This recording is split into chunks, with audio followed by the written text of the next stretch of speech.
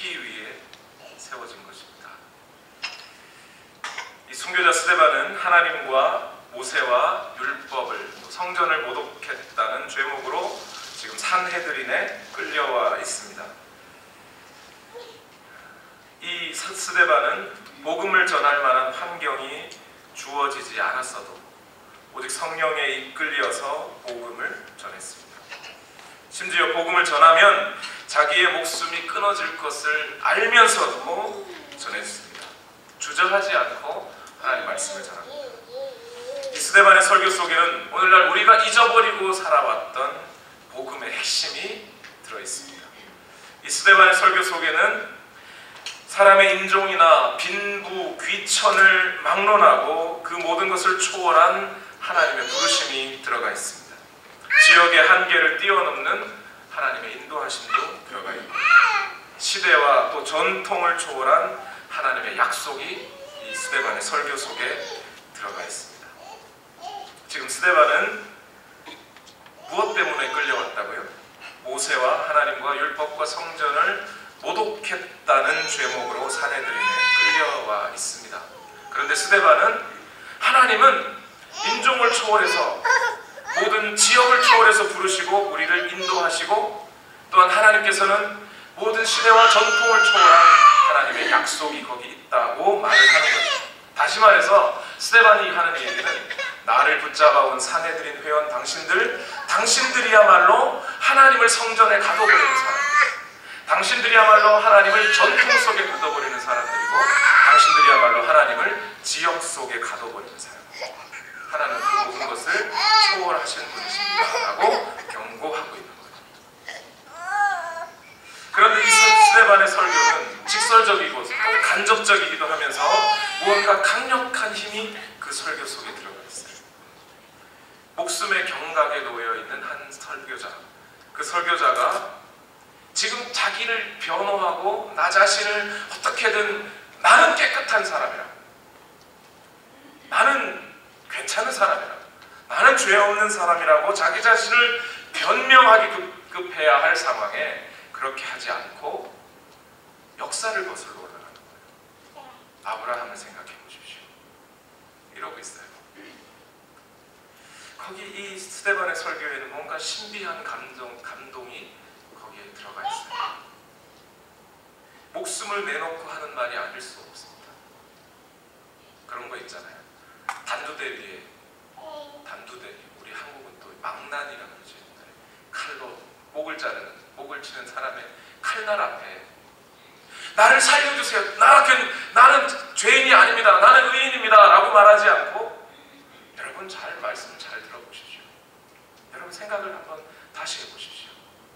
우리 조상 아브라함이 이러고 있다는 거예요. 얼마나 그 속에 하나님이 주신 평강과 은혜가 없이 이 설교를 할 수 있겠습니까? 그렇죠? 지금 자신을 향하여 날아오는 돌이 상대방 사람들의 주먹 위에 딱 쥐어지고 있는데, 그 돌들을 보면서도 지금 스데반은 아주 자기가 해야 할 말을 넉넉하면서도 조리 있고 아주 잘 정연된 말로 점을 시작하여 열고 있어요. 이 스데반이 설교가 어떻게 이런 능력이 있었겠습니까? 오직 성령으로 충만하고 능력과 믿음이 충만하지 않으면 그렇게 나올 수가 없는 거죠. 스데반의 설교, 순교자가 전하는 복음, 오늘 4번째 시간입니다. 스데반은 처음 아브라함의 이야기로 시작해서 오늘 본문에서 이제 요셉 이야기로 넘어가기 시작합니다. 유대인들은 전통적으로 그들의 하나님을 뭐라고 불렀습니까? 아브라함과 이삭과 야곱의 하나님이라고 불렀어요. 그런데 스데반은 지금 아브라함 이야기가 끝나면 자연적으로 누구 이야기를 해야 될 것 같습니까? 그러면 그 순서대로라면 이삭 이야기를 해야 되겠죠. 근데 이삭 이야기는 온데간데 없습니다. 그리고 그 다음은 야곱 이야기를 해야 되는데 야곱 얘기도 거의 하지 않았습니다. 아브라함에서 이삭과 야곱을 건너뛰어 곧장 요셉 이야기로 넘어가요. 이삭과 야곱의 이야기가 있긴 있습니다. 있긴 있는데 그들은 이름만 거론될 뿐이지 요셉이 중요하죠. 지금 설교자는 이스라엘의 역사를 처음부터 거슬러 올라가서 아브라함부터 역사 이야기를 쭉 진행해 오지만 단순하게 역사를 쭉 진행해 가는 게 아니고 그냥 아무 의미 없이 역사를 그냥 읊어내는 게 아니라 그 속에서 지금 전해야 할 말을 취사 선택을 하고 있는 거예요. 이스라엘의 역사 전체를 그냥 쭉 시간의 흐름에 따라 기술하는 게 아니라 뭔가 할 이야기를 그들의 이야기 속에서 전해내고 있는 거예요. 우리는 오늘 스데반의 설교를 보면서 무엇은 빠지고 무엇은 들어가 있는지를 찾아보면서 오늘 스데반이 하고자 하는 이야기를 잘 들어야 합니다. 이 산헤드린 앞에서 이 전하고 있는 스데반의 이야기를 조금 더 들어봤으면 좋겠습니다. 먼저 사도행전 오늘 본문 말씀 7장 9절과 10절 말씀을 다 같이 읽어보겠습니다. 사도행전 7장 9절과 10절입니다. 시작. 그런데 그 족장들은 요셉을 시기하여 이집트에다 팔아 넘겼습니다. 그러나 하나님께서 그와 함께 하셔서 모든 환난에서 그를 건져내시고 그에게 은총과 지혜를 주셔서 이집트의 바로 왕에게 총애를 받게 하셨습니다. 바로는 그를 총리로 세워서 이집트와 자기 온 집을 다스리게 하였습니다. 자, 오늘 저는 사도행전 7장 9절에서 10절까지 있는 말씀 중에 세 가지 아주 중요한 교훈들과 그 다음에 11절에서 16절까지 있는 말씀 중에 한 가지 중요한 교훈들, 전체 네 가지 여러분과 말씀을 나누겠습니다. 먼저 사도행전 7장 9절 10절은 이렇게 시작해요. 그런데 그 족장들은 요셉을 시기하여 이집트에다 팔아 넘겼습니다. 그런데 그 족장들은 요셉을 시기하여 이집트에다 그를 팔아넘겼어요. 그런데라는 말로 하고 있어요. 그 바로 앞에 말이 뭔가요? 그 바로 앞에 있었던 사도행전 7장 8절 말씀을 읽어보면 이렇게 말하고 있어요. 그리고 하나님께서는 아브라함에게 할례의 언약을 주셨습니다. 그래서 아브라함은 이삭을 낳고 여덟째 되는 날에 그에게 할례를 행하고 이삭은 야곱에게 또 야곱은 12족장에게 할례를 행하였습니다. 그런데 그 족장들은 요셉을 시기했습니다. 지금 무슨 말씀인지 아시겠어요? 지금 스데반이 하고자 하는 얘기는 뭐냐면 요셉을 시기한 10명의 형들이 있죠. 요셉을 시기했습니다. 왜 시기했어요? 사람들은 그렇게 해석을 해요. 야곱이 아내가 몇 명이요? 4명입니다. 4명. 야곱이 삼촌 집에 가서 누구를 달라고 그랬어요? 제일 처음에 라헬을 달라고 그랬어요. 삼촌이 딸이 둘 있는데 몇 번째 딸이요? 2번째 딸 라헬을 달라고 그랬어요. 그런데 삼촌이 실컷 야곱을 부려먹고 레아를 주죠. 첫날 밤을 타고 깨보니까 라헬이 아니고 이거 어찌 된 노릇이야. 그래서 삼촌이 7년 더 일해라. 그럼 라헬 주겠다. 그래서 더 일하고 라헬을 얻습니다. 그리고 레아와 라헬 둘 얻고 레아의 몸종 그 다음에 라헬의 몸종까지 해서 4명의 부인을 데리고 와요. 그런데 다른 자식들은 다 레아나 다른 몸종에게서 낳은 자식들이고 요셉은 라헬에게서 난 자식입니다. 요셉과 베냐민 둘만. 그죠? 그래서 사람들은 시기해요. 사람들이 그런 얘기를 합니다. 10명의 형들이 요셉을 시기한 것은 라헬에게서 난 아들을 요셉을 야곱이 특별히 아버지 야곱이 요셉을 특별히 사랑했기 때문에 형들이 그를 시기했다고 생각을 해요. 물론 그런 비슷한 내용도 얼마든지 성경에서 유추해낼 수 있습니다. 해석해낼 수 있어요. 그런데 오늘 스데반이 하는 이야기는 좀 다른 얘기예요.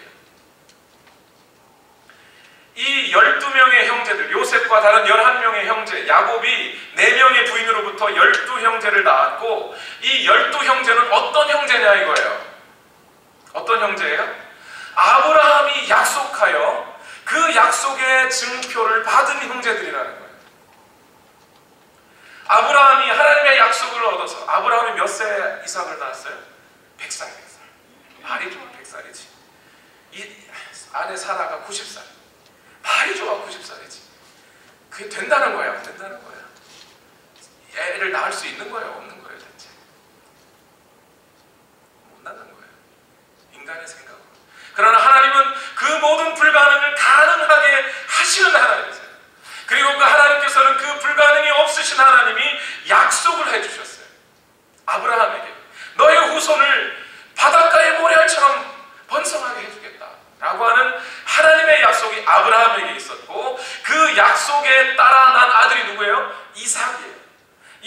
누구를 낳았어요? 야곱과 에서를 낳았어요. 그 야곱과 에서 역시 어떻게 됐다는 거예요? 그들에게도 할례를 행했다는 겁니다. 그들에게도 하나님의 약속은 이어졌다는 얘기예요. 동시에 야곱에게서 12명의 아들이 나왔어요. 그 12명의 아들에게도 할례를 행했습니다. 그들도 아브라함에게 하나님이 약속하신, 그 불가능이 없으신 하나님이 약속하신 그 약속이 이어져 내려왔다는 사람이에요. 그런데 그 이어져 내려온 사람들이 누구를요? 요셉을 시기하여 그를 어떻게 해요? 죽여버려요. 실제로 칼로 찔러 죽인 건 아니지만 그건 죽인 거나 다름이 없죠. 굴이 아니라 땅에 다 묻어버린 거죠. 저는 여기서 한 가지 중요한 우리가 교훈을 한 가지 얻어야 됩니다. 제 아무리 약속이 있는 아들들이라 할지라도, 제 아무리 약속을 얻은 자녀들이라 할지라도 그들이 모기보다 하나님을 밀어내면 그들은 믿지 않는 사람들과 똑같은 거예요. 한번 생각해 보십시오. 12명의 아들이 있어요. 내가 할례를 받았어요. 누구도 할례를 받았어요? 내 동생도 할례를 받았고 형도 할례를 받았어요. 그런데 할례 받은 그를 어떻게 해요? 죽여요. 뭐 때문에요? 시기심 때문에. 이 시기심은 어떤 것인지 좀 이따가 다시 말씀드리죠. 그럴 수 있다는 겁니다. 스데반은 이 사실을 요셉의 여러 가지 이야기들 중에 다 생략하고 그것만 전해요. 지금. 그렇죠? 이삭 얘기도 다 뛰어넘고 야곱의 얘기도 다 뛰어넘고 이삭과 야곱은 이름만 딱 대준 다음에 요셉 이야기를 바로 건너뛰어요. 아브라함과 요셉을 바로 연결시켜버리는 거예요. 아브라함에게 약속했던 그 약속이 요셉에게까지 왔는데 그 요셉의 11형제가 요셉을 죽여버렸다는 거죠. 그런 일들을 너희 조상들이 했다! 이렇게 얘기합니다. 사도행전 7장 51절에 보면 스데반이 자기의 설교를 마무리하면서 요약 정리해서 이렇게 말해요. 목이 곧고 마음과 귀에 할례를 받지 못한 사람들이여, 당신들은 언제나 성령을 거역하고 있습니다. 당신네 조상들이 한 그대로 당신들도 하고 있습니다. 스데반이 지금 뭐라고 얘기하는 거예요? 요셉의 형제들, 즉 당신들의 조상인 이스라엘의 12족장들, 그들이 하나님의 약속과 하나님의 말씀도 무시하듯이 산헤드린 회원인 당신들이요, 당신들도 당신들의 조상인 요셉의 형제들이 요셉에게 한 것처럼 당신들은 지금 예수님에게 그렇게 하고 있습니다. 당신들의 족장들이 요셉을 땅에 묻어버린 것처럼 당신들은 예수를 십자가에 못 박아 죽였습니다. 그 형제들이 다 목이 곧았던 것처럼 지금 당신도 목이 곧아 있습니다. 라는 얘기를 역사 속에 끄집어내서 하는 거예요. 우리는 이 말을 정신 차리고 들어야 돼요. 늘 그렇듯이 오늘 우리의 문제는 뭐예요? 하나님을 모르는 게 문제가 아니에요. 우리는 하나님 너무 잘 알아요. 근처에 전도하러 가봐요. 전도하러 가보면 목사보다 교회를 더 잘 알아요. 사람들. 목사님, 목회는 이렇게 하는 거라고, 전도는 이렇게 하는 거라고, 이렇게 해야 교회가 발전하지 않겠냐고. 저보다 예수 하나님을 더 잘 알아요. 성도님들과 상담을 해보려고 그래요. 성도님들께 하나님 말씀은 이겁니다, 이렇습니다, 하나님은 이렇게 원하십니다 라고 전해줘도 내 생각은 이렇습니다 하면서 저보다 하나님을 더 잘 알아요. 예, 제가 몰라서 그럴 수 있겠죠. 그런데 오늘 우리의 문제는 뭡니까? 하나님을 모르는 건 문제가 아니에요, 여러분.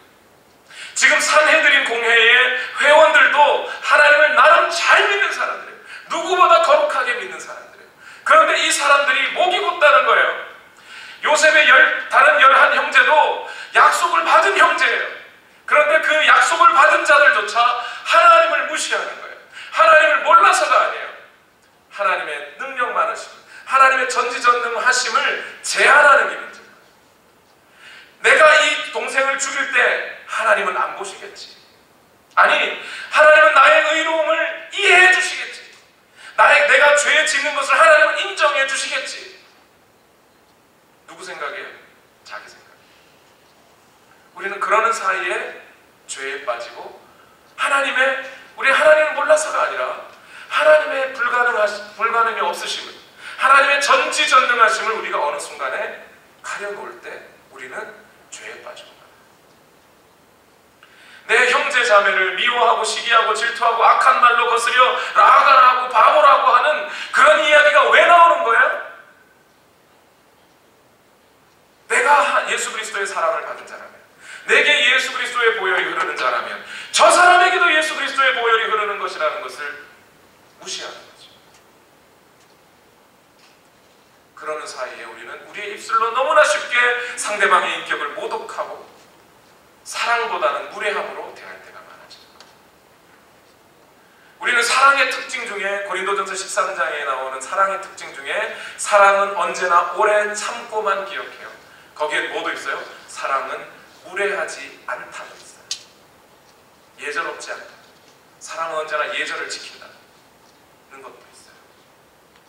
만약 요셉의 형제들이, 다른 11 형제들이 이 하나님의 사랑의 풍성하심과 하나님의 전지전능하심을 매일매일 자신들의 삶 속에 생각하고 기억하고 살았다면 요셉을 그렇게 죽일 수 있었겠습니까? 그렇지 못해요. 여러분, 우리는 거꾸로 이렇게 생각해야 돼요.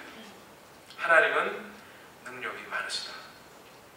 하나님 모든 것을 다 알고 계신다. 지금도 불꽃 같은 눈으로 나를 바라보고 계시다. 그렇기 때문에 오늘 나는 교만하여져서 내 마음대로 죄를 지을 수도 없고, 그렇다고 불가능 속에 빠져버릴 수도 없어요. 절망할 수도 없어요. 우리는 오늘 이 시간 하나님의 약속의 풍성하심과 하나님의 전지전능하심 속에 들어와 있어요. 우리가 그 전지전능하심을 일부분이라도 제한하고 신뢰하지 않는 그 순간 우리에게 불신앙이 찾아옵니다. 릭 워렌 목사님이 얼마 전에 트위터에 올린 말이 있어요. 여러분과 함께 나눴으면 좋겠습니다. When setting a goal, what matters is not who you think you are, but rather who you think God is. 금방 이해하시겠습니까? 오늘 우리가 어떤 일을 하고 목적을 가지고 일을 해나갈 때, 우리 앞에 어떤 문제들이 닥쳤을 때 우리가 중요하게 생각해야 되는 것은 내가 어떤 사람이냐, 내가 무엇을 할 수 있느냐가 아니라 하나님이 어떤 사람이냐, 오늘 나는 하나님을 어떤 분으로 알고 있느냐, 그것이 중요하다는 거예요. 하나님은 어떤 분이세요? 죄를 싫어하시는 분이세요. 우리를 거룩하기를 원하시는 분이세요. 그렇다고 우리가 절망 속에 빠져 있기를 원하시지도 않으세요. 하나님 안에 능치 못함이 없습니다. 우리의 가슴을 넓히고 사라에게 태를 열어주신 하나님이, 그 불가능을 가능케 하신 하나님이 오늘 우리 삶 속에 가능하시다는 것을 알고 있어야 돼요. 그걸 믿어야 합니다. 우리 교회도 저는 이런 믿음 속에 있기를 바랍니다. 우리 교회가 사도행전적인 교회가 되어서 이 땅에 땅끝까지 복음을 전하고 예수 그리스도의 제자를 일으켜내는 그런 교회가 되느냐 마느냐 하는 문제는 오늘 우리의 믿음에 달려있어요. 오늘 우리가 하나님을 어떤 분으로 생각하고 있느냐에 달려있어요. 우리 모든 성도들의 생각의 문이 열리기를 기도합니다. 예배 1시간 전에, 우리 금요일 예배 1시간 전에 꼭 기도하자고 했어요. 찬양팀, 목자님들도. 왜 그랬을까요? 단순히 제가 교회 부흥 한번 시켜보자고, 사람들 좀 끌어모아 보자고 그러는 것일까요? 아니에요. 하나님의 교회는 인간적인 노력으로 커지지 않습니다. 커질 수도 있겠죠. 그러나 그것은 미끄러지는 성공. 인간적인 노력이나 인간의 부와 인간의 어떤 자의로 교회가 세워지는 법이 없어요. 사람의 구원은 그렇게 이루어지지 않습니다. 온전히 100% 하나님의 은혜로 이루어지는 거예요. 그렇기 때문에 오늘 우리는 기도하자는 거예요. 오늘 예배 시간마다, 금요 예배 이 시간마다 하나님의 은혜가 풍성히 임하자고.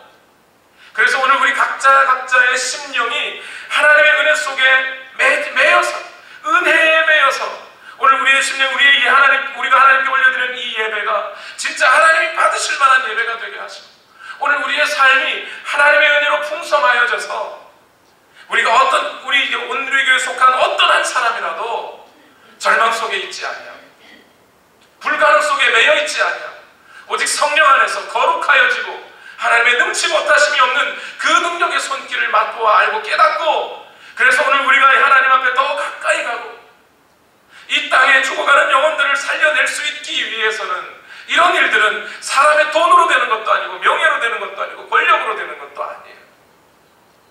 온전히 하나님의 능력으로 됩니다. 그 하나님의 능력이 오늘 우리 가운데 임하기 위해서는 기도해야 된다. 사도행전 1장 2장을 지나면서 사도들이 성령의 충만함을 입을 때 그들이 뭐 했습니까? 그들이 한번 기도해요. 다른 거 함께. 여러분 꼭 기억해 주시기 바랍니다. 두 번째로, 현준이는 내려와서 말씀드려도 돼요. 두 번째로, 불신앙의 근원은 좀 전에 말씀드리려고 다 말했던 부분이 있죠. 저와 여러분이 또는 이 세상 사람들이 예수 그리스도를 믿지 않는 이유는 무엇이냐 하면 예수 그리스도의 주 되심을 인정하지 않는 거예요. 잘 들어주세요. 요셉의 형제들이 요셉을 죽이려고 한 이유가 뭐죠? 제일 그들이 그러지 않아도 요셉이 좀 미웠을 거예요. 요셉은 정직한 사람이에요. 솔직한 사람이에요. 있는 그대로 모든 것을 다 얘기하는 사람이에요.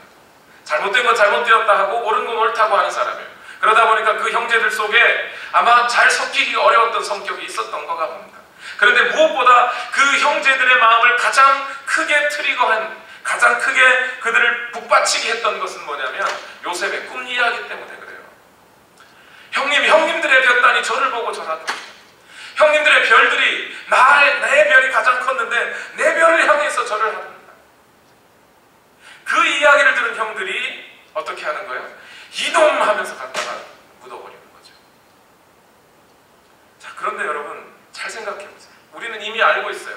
하나님께서 그 12 형제를 다 약속에 받은 형제들로 다 세웠어요. 그래서 다 받았습니다. 맞습니다. 그런데 그 중에서 특별히 요셉에게 특별한 꿈을 주신 것도 하나님이세요. 그렇죠? 그것도 인정해야 되겠죠. 만약 요셉이 평소에 솔직한 사람이고 그 요셉의 꿈이 하나님이 주신 것이라는 것을 인정한다면 요셉의 꿈은 비록 듣기 싫을지라도 하나님이 그를 인정하고 하나님이 그에게 꿈을 주셨다는 것을 인정하고 다른 형제들도 같이 거기에 동조해줘야 하는 거예요. 협력해줘야 하는 거예요. 그게 맞는 거예요. 그런데 뭐예요? 요셉이 싫은 거죠. 요셉만 특별한 아들이 되는 게 싫은 거예요. 그냥 12 형제 중에 하나, 약속받은 12 형제 중에 하나 정도이면 괜찮아요. 그런데 요셉에게 그런 특별한 하나님의 부르심과 꿈이 있다는 그 사실이 다른 형제들은 싫은 거죠. 그래서 그를 배척하고 죽여버린 거예요.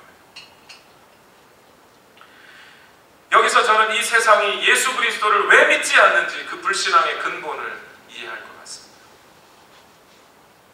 만약 예수님이 4대 성현 중에 하나였다면, 부처님과 공자와 소크라테스와 같은 예수님이셨다면, 정말로 그 정도라면 이 세상 사람들은 예수님을 어떤 분으로 받겠어요? 훌륭하신 분, 성인이라고 받아들여 주겠죠. 그렇지 않겠어요? 지금도 이 세상은 예수 그리스도를 4대 성인 중에 하나로 꼽아주는 것은 언제든지 하고 있습니다. 그런데 예수 그리스도가 바로 하나님의 아들이시며 그분 한 분만이 우리를 구원하실 수 있다라고 말을 하면 그건 못 받아들이는 거예요. 예수 그리스도의 온전히 주되심을 인정하지 못하는 게 그게 이 세상의 불신앙의 근원이에요. 왜 그렇죠? 잘 생각해 보세요. 불교는 영어로 뭐죠? 부드이즘이에요. 그죠? 도교는 뭔가요? 도교는 다오이즘이에요. 그것도. 힌두교도 힌두이즘이죠. 이슬람교도 이슬람이즘이에요. 그죠? 기독교는 뭐예요? 크리스찬이즘이 아니에요. 그건. 크리스찬이티예요. 그러니까 사람들이 기독교를 싫어하는 거예요. 저 어려서부터 그 얘기를 들어봤어요. 제가 중학교 들어갈 무렵부터 제 근처에 사는 공부 잘하는 형이 있었어요. 제가 주일날 교회 간다는 얘기를 하니까 야, 기독교인들은 왜 그렇게 독선적이냐, 왜 니들만 구원을 받는다고 그러냐. 그 형이 중학교 3학년이었어요. 제가 중학교 1학년 때 그 얘기를 듣긴 들었는데 무슨 말인지 알아들어요. 내가 믿는 예수님 그 사람도 믿는 줄 알았어요. 안 믿는 이유가 그거예요. 예수님이 우리에게 하신 말씀들을 돌아보세요. 특히 요한복음을 보면 예수님은 이렇게 말합니다. 요한복음 3장 13절에 하늘에서 내려온 이 곧 인자 밖에는 하늘로 올라간 이가 없다. 나만 하늘에서 내려간다. 요한복음 8장 12절 나는 세상의 빛이다. 다른 건 빛이 아니다. 요한복음 8장 23절에 너희는 아래에서 왔고 나는 위에서 왔다. 너희는 이 세상에 속하여 있지만 나는 이 세상에 속하여 있지 않다. 요한복음 10장 7절 나는 양이 드나드는 문이다. 나보다 먼저 온 사람은 다 도둑이고 강도다. 요한복음 10장 30절에 나와 아버지는 하나이다. 요한복음 14장 6절 나는 길이요 진리요 생명이다. 나를 거치지 않고서는 아무도 아버지께로 갈 사람이 없다. 그래서 14장 9절에 이렇게 말하죠. 나를 본 자는 아버지를 보는 것과 같다. 예수님은 이렇게 독선적이세요. 예수님은 우리의 모든 것을 다 가져가시기를 원하세요. 우리는 모든 것을 우리의 존재 전체를 하나님께 드리기를 예수님은 지금도 원하고 계세요. 예수님이 원하는 건 그거예요. 우리가 예수 그리스도를 모실 때 하나님께서 원하는 건 뭐냐면 우리 안에 흩어진 마음이 없기를 원하세요. 예수님 말고 다른 어떤 것이 우리 마음의 주인 되기를 원하시지 않습니다. 여러분의 가족이라도, 여러분의 은행 잔고라도, 여러분의 다른 어떤 귀중한 것이라도 예수님보다 더 귀중하기를 원하시지 않으세요. 예수님 그걸 원하십니다. 요셉이 자신의 꿈 이야기에 솔직하였던 것처럼 예수님도 자기 자신의 존재를 자기 자신이 하나님 되셨다는 이 사실을 세상 사람들에게 알리는 데 솔직하셨어요. 스데반은 산헤드린 앞에서 이렇게 말하는 거예요. 그 옛날 요셉의 형들이 요셉을 시기하여 그를 거부하고 죽였던 것처럼 당신들은 지금 예수 그리스도의 주인 되심을 거부하고 죽이고 있습니다. 앞에서처럼 우리는 이 사실을 냉정하게 우리 자신을 돌아봐야 해요. 오늘 우리는 예수 그리스도의 주 되심을 인정하고 있는가를 돌아봐요. 스데반이 오늘 우리에게 전하는 것, 우리에게 전해주는 이 복음은 뭐냐면 현대인들이여 당신들은 대체 예수 그리스도를 어떤 분으로 알고 믿고 있느냐는 거예요. 당신의 존재 전체로 예수 그리스도를 인정하고 믿고 있습니까? 아니면 이 정도만 주고 이 정도는 안 줘도 되는 걸로 딜을 하고 계십니까? 내 마음 전체를 예수 그리스도께 드리고 있습니까? 아니면 이것도 분주하고 저것도 분주하고 공부도 해야 하고 일도 해야 하고 이거 다 하고 예수님께는 새벽 기도할 때만, 그나마 새벽 기도 못 나오면 아침에 일어나서 눈 깜빡할 때만, 아니면 밥 먹을 때 기도할 때 정도만 예수님께 여러분의 마음을 드리고 있습니까? 예수님은 온전히 여러분의 주인 되시기를 원하세요. 다른 어떤 것도, 이것은 단순히 예수님을 독선적인 사람으로 이해할 것이 아니라 예수님이 아니고서는 도저히 구원받을 수 없다고 하는 예수님의 사랑으로 이걸 받아들일 수 있어야 돼요. 실제로 그러는 거예요. 아들이 물에 빠집니다. 그 아들을 건져줄 사람은 아버지밖에 없어요. 물론 다른 분들도 있겠죠. 그러나 그 아들이 진정 살아나기를 원하는 것은 부모밖에 없어요. 그걸 우리가 이해해야 돼요. 오늘 우리에게 예수 그리스도께서 우리에게 존재 전체를 원하시는 이유도 그런 거예요. 우리의 마음 전체를 예수 그리스도께 드려야 예수 그리스도가 우리를 구원하시고 수 있는 거예요. 여러분, 오늘 하루 멀리 돌아보지 맙시다. 과거에 언제 돌아보지 마세요. 내가 성령 충만하였을 때 돌아보지 마세요. 오늘 하루, 오늘 교회 오시기 전까지 여러분의 마음은 누구의 것이었습니까? 여러분의 생각은 누구의 것이었습니까? 여러분은 어디에 관심을 갖고 있었어요? 여러분 어디에게 초점을 맞추고 있었나요? 여러분이 존재 전체를 드린다고 해서 돈 다 내놓으라는 거 아니에요. 직장 다 때려치우라는 얘기 아니에요. 여러분의 마음과 생각을 예수님께만 드리는 거예요. 전에도 드린 말씀 드린 적이 있어요. 이런 일은 남자들보다 여자들이 더 잘하는 것 같아요. 제 생각. 저는 책을 보고 있으면 다른 건 생각이 잘 안 납니다. TV를 봐도 마찬가지고요. 갑자기 기도하다가 누군가가 저를 불러가지고 무슨 얘기를 목사님 이렇게 해야 되나요? 그러면 한참을 생각해야 돼요. 그게 무슨 얘기였더라. 그 얘기. 그런 다음에서야 대답을 할 수가 있어요. 근데 제 아내는 멀티플레이가 가능해요. TV를 보면서 뜨개질도 하면서 현준아 거기 밥 끓고 있으니까 불 좀 꺼. 이게 한꺼번에 다 돼요. 남자들은 그게 잘해요. 여러분이 오늘 일상 중에 무엇을 하든지 간에 그 중에 작은 생각의 줄기 하나만이라도 예수님께 좀 고정시켜 놓으면 안 되겠습니까? 그러면 예수님께서는 여러분의 마음을 움직이실 거예요. 한 가지 더, 오늘 사도행전 7장 9절과 10절 말씀에 강조하고 있는 부분이 한 가지가 더 있어요. 한 가지 더 있는 것은 뭐냐면, 첫 번째는 뭐였죠? 약속된 자녀라도 하나님을 거부할 수 있어요. 하나님을 부분적으로만 믿는 거죠. 두 번째는 뭐였어요? 예수 그리스도를 온전히 주 되시기에 받아들여요. 세 번째, 하나님은 결코 약속의 사람을 포기하지 않으세요. 절대 포기하지 않으십니다. 사도행전 7장 9절 끝부분과 10절을 다 같이 다시 한번 읽어볼게요. 그러나부터 9절 중간 그러나부터 시작. 그러나 하나님께서 그와 함께 하셔서 모든 환난에서 그를 건져내시고 그에게 은총과 지혜를 주셔서 이집트의 바로 왕에게 총애를 받게 하셨습니다. 바로는 그를 총리로 세워서 이집트와 자기 온 집을 다스리게 하였습니다. 하나님이 지키시기로 약속하신 하나님의 자녀는 하나님께서 무슨 일이 있어도 지키십니다. 이걸 흔히 성도의 견인이라고 해요. 바울은 이 말을 어떻게 표현하나요? 높음이나 기쁨이나 다른 어떤 피조물이라도 우리를 향한 하나님의 사랑에서 끊을 수가 없다, 이렇게 표현하죠. 하나님의 약속은 장소를 초월하고 시대를 초월하고 지역을 초월해서 성취됩니다. 여러분, 혹시 여러분이 한국에서 하나님 믿었습니까? 미국 오면 하나님 못 믿습니까? 하나님은 지역을 초월하십니다. 2000년 전에 하나님을 믿고 살았던 그 사람들이 있다면 오늘 우리도 하나님을 믿을 수 있어요. 아브라함에게 하나님이 약속을 하신 것이 있다면 그 약속은 오늘 우리에게조차 유효할 수 있어요. 하나님은 그런 하나님이세요.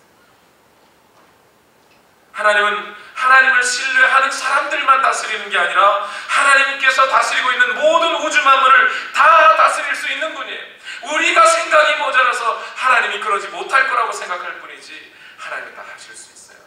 누구의 마음도 움직이겠다는 거예요? 이집트의 바로 왕의 마음도 하나님이 움직이셔서 요셉을 끌어올려 세웠다는 거예요. 그래서 우리는 이렇게 생각해야 됩니다. 오늘 우리가 하나님을 믿는 사람들이라면, 오늘 우리가 예수 그리스도를 주 되시기에 모시고 있는 사람들이라면 절대 여러분 우리의 인생을 여기서 끝이라고 포기하지 마십시오. 어느 순간이 다가와도, 나이가 좀 들어서 내 인생 여기서 이제 마무리할 때가 되었다 생각해도 거기서 포기하지 마십시오. 죽기 전까지 하나님은 우리를 쓰십니다. 아니, 죽고 나서도 그 사람의 인생을 하나님은 쓰시고 있어요. 그 사실을 안다면 끝까지 여러분의 인생을 나는 여기서 끝이야, 내가 할 수 있는 일은 더 이상 없어라고 포기하지 마세요. 거기서 끝이 아니에요. 하나님 더 끝까지 우리를 인도하셔요. 요셉을 한번 보시죠. 요셉은 어떤 사람입니까?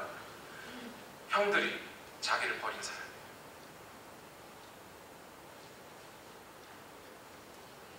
형제들이 자기를 시기하여 깊은 우물에 빠뜨려버려요.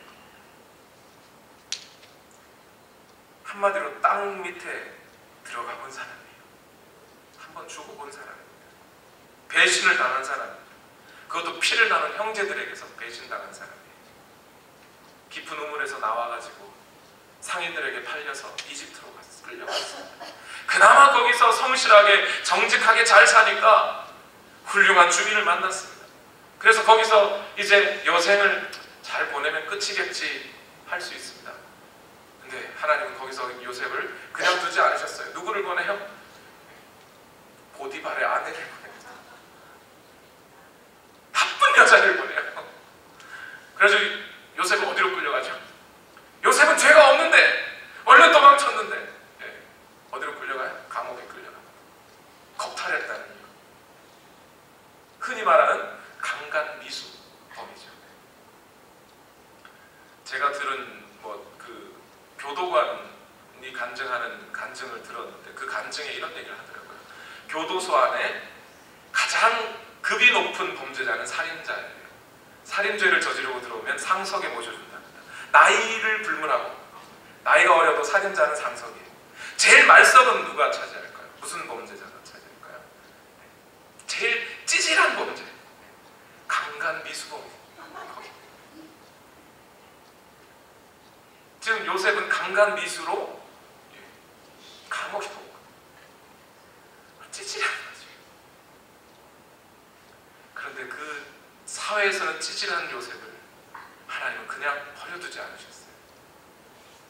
그 속에서 다시 하나님께서는 꿈을 주시고 하나님께서 은혜를 주셔서 그를 감옥에서 나오게 하죠. 급기야는 바로 왕의 총리 대신 되게 해줍니다. 이게 다 누가 인도하셨다고요? 하나님이 인도하셨다. 하나님께서는 믿는 자들의 마음만 움직이는 게 아니라 믿지 않는 사람들의 마음을 움직이시는 거예요. 고난과 어떤 실패가 끝이 아니에요. 그것을 통해서 하나님께서는 더 크게 그를 사용하고 계셔요. 우리는 그 사실을 절대 놓치면 안 됩니다. 남자와 여자를 불문하고 한국과 미국을 불문하고 하나님이 인도하시는 약속의 사람들의 인생은 그것으로 끝이 아니에요. 결코 포기하지 마십시오. 여러분, 여기 모인 여러분들 중에 땅에 묻혀보신 분들 있으세요? 형제에게 배신당해 보신 분 있으세요? 노예 생활해 보신 분 있으십니까? 사람들에게 팔려본 적이 있으세요? 감옥에 갇힌 적 있습니까? 이것들 중에 한 번만 한 것도 아닌데 그걸 한꺼번에 다 해보신 분들 있으세요? 오늘 우리의 인생이 아무리 굴곡이 지고 우리의 인생이 아무리 드라마틱하고 우리의 인생이 아무리 밑바닥까지 낮아져 봤어도 요셉만큼 낮아져 본 적은 없어요. 그렇지 않습니까? 하나님이 인도하시면 그 인생은 거기서 끝이 아니에요.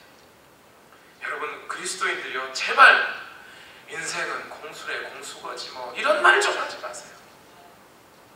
그리스도인이 아닌 사람, 하나님이 없는 사람들은 공수래 공수거일 수 있어요. 부자일수록 더 인생이 죽음 직전에 허무할 거예요. 인생에 그렇게 많은 돈을 모아놓고 죽으면 끝이니까. 명예와 권력이 높은 사람일수록 인생의 마지막은 비참할 거예요. 하나님이 없는 사람들은 그럴 겁니다. 그러나 우리 그리스도인들에게 하나님이 존재한다면 우리 인생은 그렇게 비참하고 허무하게 공수래 공수거가 될 수가 없어요. 오늘 우리의 인생을 살 만큼 우리가 선을 행하고 인내하고 버티며 그리고 하나님이 인도하신 그 속에서 우리가 여전히 버티고 우리 인생을 끝내지 않고 포기하지 않으면 하나님은 우리가 살아있는 동안에 분명히 하나님의 은혜로 갚으십니다. 행여 그렇게 죽는다 할지라도 죽음 이후의 인생도 주관하고 계신 하나님께서는 우리의 모든 인생을 다시 들어 사용하십니다. 하나님 우리의 인생에 간섭하고 우리를 인도하고 계시다는 손길을 느끼기 시작하면 우리 삶의 소망은 다시 생기게 되어 있습니다. 결코 포기하지 마십시오. 나이도 가난도 환경도 하나님이 인도하시는 삶은 아무런 제약이 되지 않습니다. 마지막으로 오늘 사도행전 7장 11절에서 16절의 말씀을 통해 한 가지 우리가 또 깨달아야 할 것이 있습니다.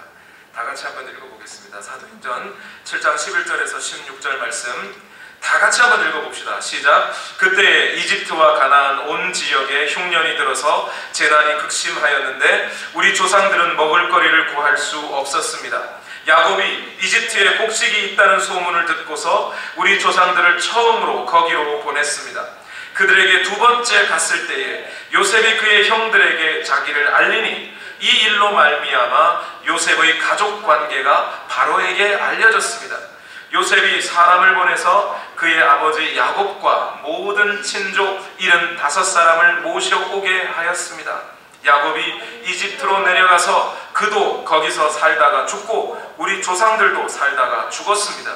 그리고 그들의 유해는 나중에 세겜으로 옮겨서 전에 아브라함이 세겜의 하몰 자손에게서 은을 주고 산 무덤에 묻었습니다. 사도행전 7장 11절에서 16절 말씀 속에 우리가 반드시 기억해야 할 것이 한 가지가 있습니다. 하나님의 약속은 분명히 이루어진다는 것. 하나님께서 하신 약속은 결코 실패하지 않고 1.1획이라도 떨어지지 않고 하나님이 약속하신 것은 반드시 이루어집니다. 하나님께서 여러분 인생 가운데 무엇을 약속하셨습니까? 하나님께서 오늘 이 시간 여러분의 마음 가운데 성령을 통하여 무엇을 약속하고 계십니까? 그것이 하나님이 하시는 약속이라면 그것은 반드시 이루어집니다. 결코 실패하지 않습니다. 왜 그런가요? 오늘 지금 스데반은 요셉의 일생 중에서 마지막에 아버지와 형들을 만나는 장면을 클로즈업해서 보여주고 있어요. 요셉의 이야기 얼마나 길어요. 사실 창세기가 아브라함, 이삭, 야곱, 요셉 이야기가 주된 내용인데 그 중에 요셉의 이야기가 상당히 거의 넷 중에 제일 많은 분량이에요. 사실. 그런데 그 많은 이야기, 보디발의 아내 이야기, 팔려간 이야기 이런 거는 그냥 단 몇 마디로 끝났어요. 지금 7장 10절 한 절에 다 끝났어요. 그 인생 다 끝났어요. 그런데 오늘 야곱을 다시 만나는, 아버지를 다시 만나고 형제들을 다시 만나는 그 이야기는 11절에서 16절까지 확대해서 설명해 주고 있어요. 여기에는 뭔가 이유가 있겠죠. 여기에는 하나님의 약속이 반드시 성취되고 만다는 의미가 거기 들어가 있어요. 우선적으로 하나님의 첫 번째 약속은 뭐였습니까? 요셉에게 한 약속은 뭐였어요? 꿈을 통해서 너의 형들이 너에게 전할 것이다. 그 약속이 있었잖아요. 그건 요셉이 한 약속이 아니에요. 하나님이 일방적으로 하신 약속이에요. 그 일방적으로 하신 약속이 오늘 그 장면 그대로 일어났어요. 여러분, 요셉은 지금 뭐가 됐어요? 이집트의 총리 대신이 됐어요. 바로 왕 바로 밑에 2인자가 되어 있습니다.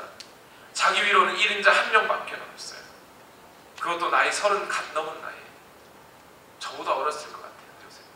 그런데 그 사람이 총리 대신이 되었다는 점, 그 점에 대해서 스데반은 전혀 관심이 없어요. 사람들은 총리 대신이 되는 거에 관심이 있어요. 돈 많이 버는 거에 관심이 있어요. 권력을 잡는 것에 관심이 있어요. 학교를 잘 가는 데 관심이 있어요. 어떤 대학을 하버드냐 예일이냐에 관심이 있어요. 그런데 하나님의 관심은 거기에 있지 않아요. 하나님께서 그를 총리 대신이 되게 한 것은 총리 대신이 되어 그들의 가족을 다시 만나게 하기 위해서인 거예요. 하나님의 약속은 그렇게 이루어지는 거예요. 오늘 여러분을 통해서 하나님께서 어떤 약속을 하셨다면 그 약속을 절대 놓치지 마십시오. 오늘 여러분이 총리 대신이 아니라 길가에 홈리스가 되는 한이 있어도 하나님이 약속하신 것이 있다면 그 약속은 반드시 이루어집니다. 총리 대신이 안 됐다면 그는 아버지와 형들을 못 만났겠지요. 두 번째로 하나님께서 약속을 이루어가고 계신 것이 또 한 가지가 있어요. 이건 직접적으로 요셉에게 약속하는 것은 아니지만 누구에게 하신 약속이요? 아브라함에게 하신 약속이 요셉을 통하여 이루어지고 있어요. 만약 지금 성경을 보면 이집트와 가나안 모두의 흉년이 들었어요. 그 지역, 지중해 지역 전체가 아마 흉년이 들었던 것 같아요. 그렇다면 가나안 땅에 그들이 이집트로 들어와서 살지 않았다면 그 형제들은 어떻게 됐어요? 거기서 죽었을지 몰라요. 거기서 죽었으면 누구에게 하신 약속이요? 아브라함에게 하신 약속은 그걸로 끝나는 겁니다. 예수님이 누구의 후손으로 오셨어요? 야곱의 12아들 중에 요셉이 아니라 유다의 후손으로 오신 거예요. 유다도 거기서 죽었을지 몰라요. 그런데 그가 총리 대신이 되니 하나님께서 그 총리 대신이 된 요셉을 통해 민족을 지키시는 거예요.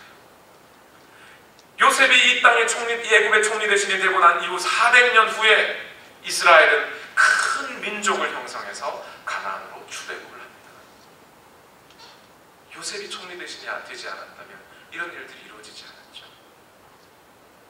여러분, 오늘 여러분 스데반은 산헤드린 공회 회원에게 이렇게 말하는 거예요.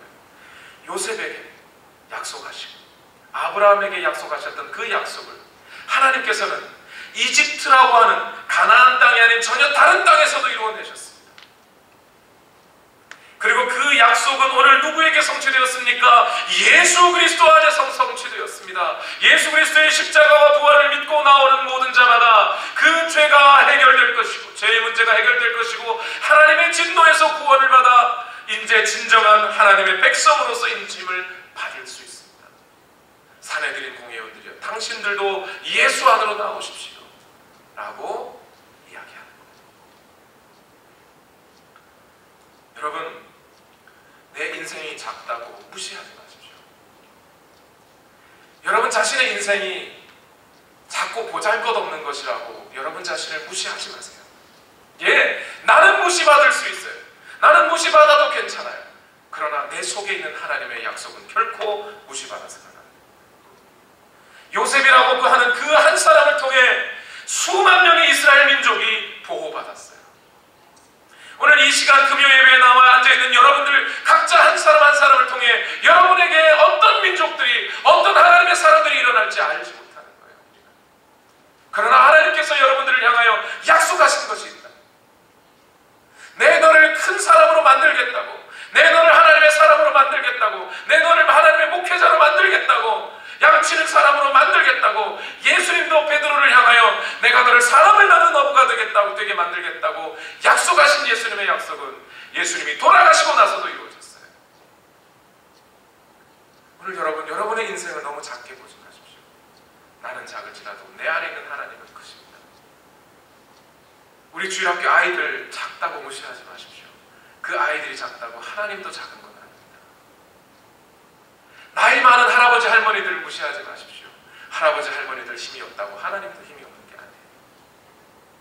하나님은 그 모든 약속을 성취하실 수 있는 분이세요. 동시에 사람들은 어떤 생각을 하냐면 교회 성도 수가 작으면 그 교회는 작은 교회라고 이름 붙여요.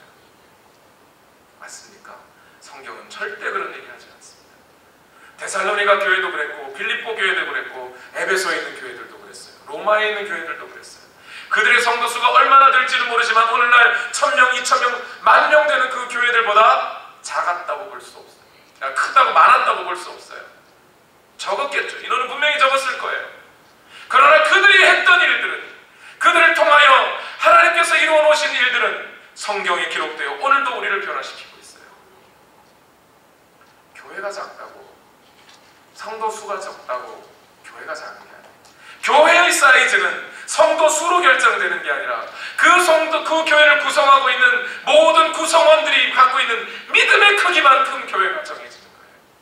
오늘 우리가 하나님의 크신 능력과 하나님의 불가능함이 없는 그 믿음을 오늘 우리가 갖고 있다면 우리는 이 세상 어떤 교회보다 큰 교회예요. 제가 작은 교회 목사라서 열등감에서 하는 소리가 아니에요, 여러분. 전 지금껏 어느 누구에게라도 우리 온누리교회 힘든데, 어려운데, 가난한데, 성도가 없는데 와서 좀 제발 도와주십시오, 이런 얘기 한 적 없어요. 그 사람들 안 도와줘도 하나님의 도우심으로 얼마든지 교회는 커질 수 있어요. 적어도 이 정도 자부심은 있어야 되지 않겠습니까? 앞으로 여러분, 우리 교회 작다고 이야기하지 마십시오. 우리 교회 작다고 얘기하는 것은 내 믿음이 작다는 것이죠. 하나님은 그렇게 보지 않으세요. 하나님은 한 민족, 이스라엘이라고 하는 민족, 4,000년, 5,000년 역사를 가지고 내려오고 있는 이 민족 하나를 세우시는데 하나님은 아브라함 한 명이면 충분했습니다. 아니, 이 땅에 있는 돌들로도 아브라함의 후손을 만들 수 있다고 하나님, 예수님 분명히 얘기하셨어요. 오늘 우리가 작다고 우리 자신이 작은 게 아니에요. 새벽 기도할 때마다 찬양 CD를 틀어놓고 기도하는데 거기에 하스데반 선교사님의 목소리로 들리는 성경 구절이 이렇게 들려요. 고린도후서 4장 7절에서 10절 말씀입니다. 우리가 이 보배를 질그릇에 가졌으니 이는 심히 큰 능력은 하나님께 있고 우리에게 있지 아니함을 알게 하려 함이라.